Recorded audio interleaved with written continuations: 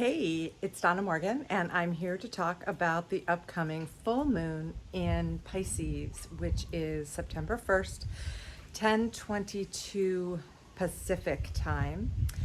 And this full moon, like all full moons, are about illumination. So something will be illuminated, maybe the answer to an important question that you've had on your mind, an aha moment, an inspiration that you've really needed. Because at the end of August, you may have noticed that you felt more sluggish, you felt more tired, kind of off your game, mentally foggy. But this full moon is going to change that.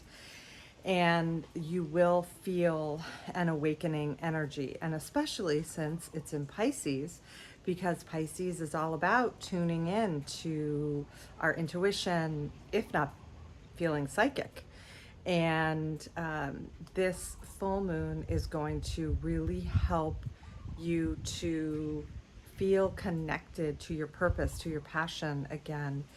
And without going into all the detail of what's where and everywhere, since I'm not an astrologer, and really what I do is I read about the moons and kind of synthesize it into, okay, how do we utilize the energy? How do we utilize this vibe, right? So part of the vibe of what is happening is that it's like we have the ability to let go of anything that isn't serving us in our life, which is typically the case with the full moon, and to create a new story. There's a lot of energy towards manifesting in this moon, and that is because the sun is in Virgo and there's some mojo going on there. So if you get some ideas, steps to take, things to do to get ahead in your life, or maybe you've decided that you want to let go of your career that you've had for a really, really long time and you haven't really known what is next.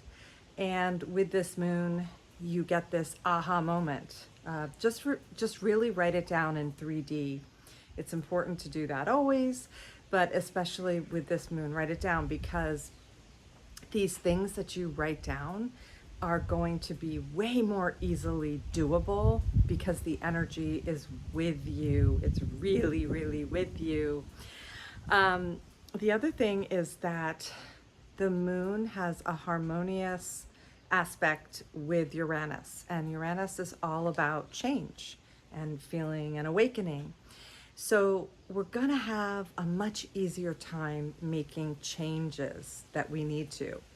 And September, this month, and what's going on astrologically is really, really great for that. It's for making changes, for moving forward.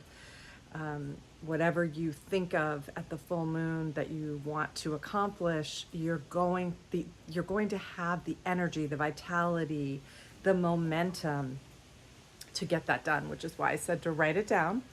And as you know, I always write things down in what I call my Mojo journal, and unfortunately I didn't bring it out here with me, but it's a journal where I write down my intentions and also what I want to let go of at the full moon, and then at the new moon, my intentions for that cycle. The full moon also, though, does typically have this vibe of letting go, and this one is no different. And, you know, it's been an interesting year so far. It's been rough on a lot of people. It's also been illuminating. Many of my clients, friends, and myself have also kind of gotten the next step of, wow, you know, this is what I really want to be doing, or kind of an add-on to what we're doing. I'm writing another book this year, which is exciting, and also why I haven't been making as many videos, just more at the new and full moon, but I'm really wanting to get better at that. And so that's one of my goals right now, is that I do more videos, especially about what my book is about. which I will let you know soon. But yeah, it's like also been a great year to reevaluate our lives, to look at everything and have time to look at everything, because many of us were staying at home for those first couple of months.